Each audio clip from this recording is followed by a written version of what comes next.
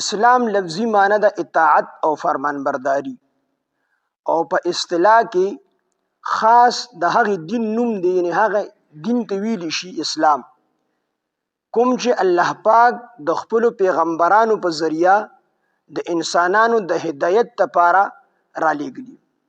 یعنی هر هغه دین ته ویل شي چې هغه پیغمبر ته ورکړل شي. نو اسلام په دواړو معنو سره استعمالیږي، په عام معنو سره استعمالیږي. هر دین د اسلام ویل شي، او کله کله اسلام د دې کله کله دا د خاص شریعت محمدي لپاره استعمال شي. خو تاسو ته ما بیګا ویلیو چې هر دین پیغمبر ته الله چې دین ورکړی وي، نو هر دین د اسلام ویل شي په خپل وخت کې. خو چې کله هغه دین منسوخ شي او ناسخ دین ورپسې بل راشي، نو هغه بل ته بیا اسلام ویل شي، هغه د اسلام نشي ویل. اوس په دې دور کې د نبی علیه السلام دین چې کوم دی شریعت، دا ناسخ دین دی. نور مخکې چې څومره شریعتونه دي ټول منسوخ شوي. نو کله کله دا په عامه معنی سره استعمالیږي، او کله کله په خاصه معنی سره اسلام استعمال شي.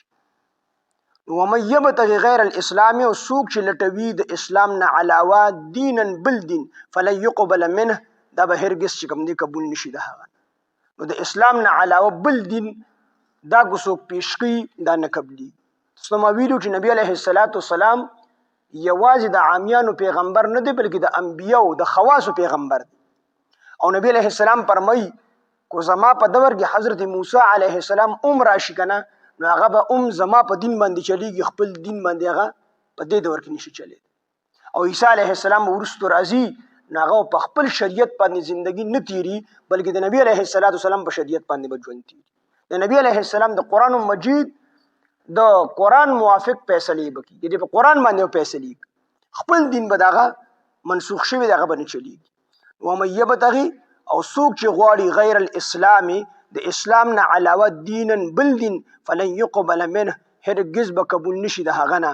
وهو فی الاخرته، او هغه کس چې کوم د اسلام نه علاوه بل دین لټي، نو هغه په آخرت کې من الخاسرین، د تاوانیانو تاوانی به وي. دغه هر څومره اعمال کوي د نبی علیه السلام په دور کې د خپل دینو، نو دا به دنه قبلیږي نه. یو عمل به چې کوم دی قبول نه. دومره ځان ستړي کوي، ویندو ستړی خدای ناراض، ځان ډیر زیات ستړي کوي، خو د دې د عبادت عند الله قبول نه دی. ولې چې د دې دینونه منسوخ شوي دي، او ناسخ دین دا د محمد رسول الله صلی الله علیه وسلم دی. د دې وجه نه وي تاسو په خپلو طریقو باندې د نبی علیه السلام چې کوم سنت دی دا مضبوط ونیسئ. د یهودیانو د نصوارو دغه په طریقو باندې مه چلیږئ، بلکې د نبی علیه السلام ښکلې سنت طریقې دي هغه په خپل ځان کې راولئ، خپلو بچو کې راولئ، خپل کور کې راولئ. د یهودو په طریقه باندې مه چلیږئ، هغې طریقې غلطې دي. او د محمد رسول الله صلی الله علیه وسلم چې څومره طریقې دي دا ښه طریقې دي، بلکې الله ته ډېرې خوښې دي.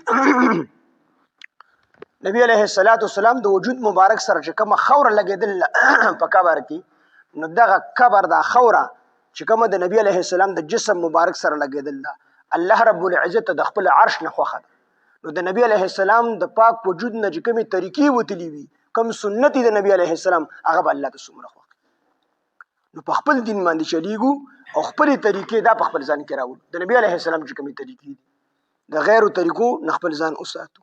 ومن یبتغي غیر الاسلام، او څوک چې لټوي د اسلام نه علاوه دینا بل دین، فلن يقبل، نو هرگز به قبول نشي منه د هغه نه.